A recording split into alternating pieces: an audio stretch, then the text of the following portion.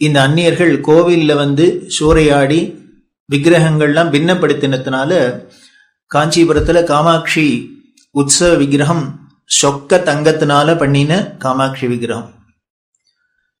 இது ஏதோ கடையில பண்ணது இல்லை, ஸ்தபதி பண்ணினது இல்லை. அந்த பிலாகாசத்திலேந்து காஞ்சி காமாட்சி விலாசம் சொல்றது. அந்த பிலத்திலேந்து, அதாவது காமாட்சி கோவில்ல அந்த மூலஸ்தானம் இருக்கிற இடத்துல கர்ப்பகிரகத்துக்கு பக்கத்துல ஒரு பிலாகாசம்னு ஒண்ணு இருக்கு, ஒரு பெரிய ஓட்டை. அதுலேருந்து தான் அம்பாள் கைலாசத்திலேந்து நேர தேவதைகளை பிரார்த்தனைக்காக இந்த பிலம் வழியால அப்படியே ஆவிர்பவிச்சா காஞ்சிபுரத்துல. அப்படியே அந்த இடத்துல பிரதிஷ்டானா பந்தகாசுரன் அப்படிங்கிற அசுர வதத்துக்காக. அப்படி அம்பாள் பிரதிஷ்டை பண்ணோன்னு இந்த அசுரவதம்லாம் ஆனோடனே தேவர்கள்லாம் அம்பாள்கிட்ட பிரார்த்தனை பண்ணி, பிரம்மா பிரார்த்தனை பண்ணி வந்ததுதான் இங்கேயே உட்காந்து எல்லாருக்கும் அனுகிரகம் பண்ணணும்னு காமாட்சியை பிரதிஷ்டை பண்ணி, காமாட்சி கோவில்ல பிரதிஷ்டை பண்ணிட்டா போருமா, உற்சவம் எல்லாம் பண்ணுங்கிறதுக்காக உற்சவ விக்கிரம் வேணும்னா, பிரம்மா உற்சவ விக்கிரம் வேணும்னா நம்மள மாதிரி என்ன கிடைக்க வருவார். அவர் உடனே தேவலோகத்து சிற்பி மயனை கூப்பிட்டார், அம்பாளுக்கு காமாட்சிக்கு உற்சவ விக்கிரம் வேணும், எங்க ரெடி பண்ணுன்னு. தேவலோக சிற்பி என்ன பண்ணுவார், மனசுல நினைச்சா எய்தாப்புல வந்துடும். அப்படி நினைச்சு வந்ததுதான் அந்த ஸ்வர்ண விக்கிரகம். அபரஞ்சி அப்படின்பா, அதாவது 24 கேரட்டுக்கும் மேல அப்படி ஒரு சொக்க தங்கத்தினால பண்ணின விக்கிரகம். அப்படி தேவலோகத்திலேந்து வந்த விக்கிரகத்தை இவாதானம் பண்ணிவிட்டா என்ன பண்றது? அதுக்காக அந்த ஆச்சாரியர் என்ன பண்ண, அப்போ கோவில்ல பூஜை பண்ணியிருந்த அந்த பூஜகர்கள்ட்ட எல்லாம் சொல்லி,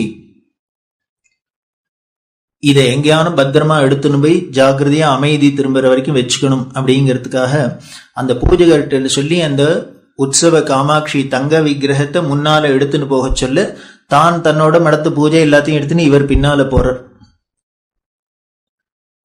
அப்படி போன அந்த காமாட்சி உற்சவ விக்கிரகம் தான் பல இடங்களுக்கு போய் போய் போய் தங்கி தங்கி கடைசியில தஞ்சாவூருக்கு போச்சு.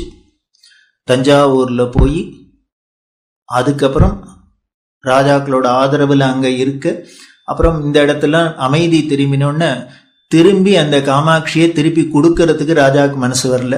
அந்த ஆச்சாரியாளுக்கும் பார்த்த ஒரு கிரிட்டிக்கலா, நமக்கு ஒரு போராத காலத்துல ஒருத்தர் ஒத்தாசை பண்ற அப்படின்னா, நமக்கு நல்ல காலம் வந்தோன்னா அவளை கைட்டியா விடுறது, அது நன்றி உள்ளவாளுக்கு அழகு கிடையாது. அதனால அந்த ஆச்சாரியால் என்ன பண்ணாங்க, பரவாயில்லப்பா, இத்தனை நாள் நீ அம்பாளை காப்பாத்தின, உன் கூடவே இருந்து அம்பாள் உங்களை காப்பாத்துட்டும் அப்படின்னு அங்க தஞ்சாவூர்லயே பிரதிஷ்டை பண்ண. அப்படி பண்ணினதுனாலதான் அந்த தங்கத்தினால இந்த காமாட்சி இருந்ததுன்னா பங்காரு காமாட்சி பங்காரு காமாட்சின்னு. இங்கேருந்து இந்த பங்காரு காமாட்சி இங்கேருந்து காஞ்சிபுரத்திலேருந்து தஞ்சாவூருக்கு போறதை எப்படி போனாங்கிற வரலாறை பார்த்தேன்னா, கல்லும் கரையும். எப்படி தூக்கின்னு போனா அப்படின்னு, தங்க விக்கிரகத்தை ரோட்ல எடுத்துன்னு போனா யாரானு விட்டு வைப்பனா, ஓ நான் கோவில்ல போய் கதை உடைக்கிறதுக்கு முன்னாடி நீனே எடுத்துன்னு வந்துட்டேன்னு. அதனால இவ என்ன பண்ணா, தங்க விக்கிரகம்னு தெரியப்படாது, எடுத்துன்னு போகணும். அதுக்காக என்ன பண்ணான்னா, பாடை கட்டி அந்த பாடையில இந்த அம்பாள விக்கிரகத்தை போட்டு மேல வேப்பிலையெல்லாம் போட்டு மூடி, எல்லாருக்கும் ஒரு பயம். அந்த காலத்துல என்ன அப்படின்னா, வெள்ளக்காரிலேருந்து இந்த பெரியம்மை அப்படிங்கறத பார்த்தா பயம். ஏன்னா அது என்ன அநேகமா ஆல் க்ளோஸ், அது ரொம்ப உடனே தொத்தினுடும் வேற. அதனால இது எங்க வீட்டு குழந்தை அம்மை போட்டி குளிந்து போயிடுத்து, இதை நாங்க சுடுகாட்டுக்கு எடுத்துன்னு போறோம் அப்படின்னு சொல்லி அம்பாளை தூக்கி அப்படி வச்சுட்டு ஊரா எடுத்துன்னு போயிருக்கா. அப்படின்னா காமாட்சியோட தலையெழுத்தே எப்படி இருந்ததுன்னு பார்த்துங்கோ. அண்ட சராச்சரத்தையும் படைச்சவளுக்கு எப்படின்னு ரைட் ராயில அவ தங்கரகத்துல உட்காந்து போக முடியல. அப்படி இல்லாம நமக்கு காலம் இருந்திருக்கு, போராத காலம் இருந்திருக்கு. இன்னைக்கு என்னமோ எல்லாரும் அரசியல்வாதிகள்லாம் ஆஹா ஓஹோன்னு பேசுறா. நமது சனாதன தர்மத்துக்கும் நம்மளோட தேவர்களுக்கும் நமக்கெல்லாம் அந்த சோதனை மாதிரி இனிமே உலகத்துல ஒத்துராலையும் இருக்க முடியாது, வர முடியாது. அது அத்தனையும் தாண்டி நிக்கிறதுன்னா இதுதான் உண்மை, சத்தியம்ங்கிறதுனால நிக்கிறது, தர்மம்ங்கிறதுனால நிக்கிறது. வேற இன்னொரு மதத்துல யாருக்கான இப்படி எல்லாம் வந்திருந்துன்னா ஊரே உலகமே எரிஞ்சிருக்கும். அப்படி காமாட்சி முன்னால போக, இதுவா அம்பாளா இருக்கா, வெறுமனை தூக்கின்னு போக முடியாது, அப்பப்போ வேலைக்கு பூஜை பண்ணணும். அதனால இவ என்ன பண்ணா, ரோட்ல போறதே இப்படி எடுத்துன்னு போறது, எங்கேயான ஒரு வீட்டுல கொண்டு ரகசியமா வச்சுன்னு பூஜை பண்ணிட்டு திருப்பி இப்படி பேக் பண்ணிட்டு இப்படி போய் ஒவ்வொரு ஊரா இருந்து போய் போய் போய் போய் அதுல திருவாரூர்ல போய் இருக்கிறதே தான் அந்த பூஜகர் வீட்டுல குழந்தை பிறந்தார். அந்த வம்சத்துல அவர் தான் சங்கீத மும்மூர்த்திகள்ல ஒருத்தரான சியாமா சாஸ்திரிகள்.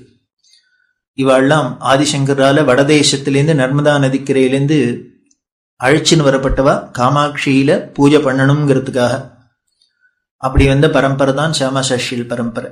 அதுக்கப்புறம் தஞ்சாவூர் போனோன்னே இவர் பெரியவர் ஆயிட்டு அங்கேயே அம்பாளை பாடிட்டு பூஜை பண்ணிட்டு அங்கேயே இருந்தார்.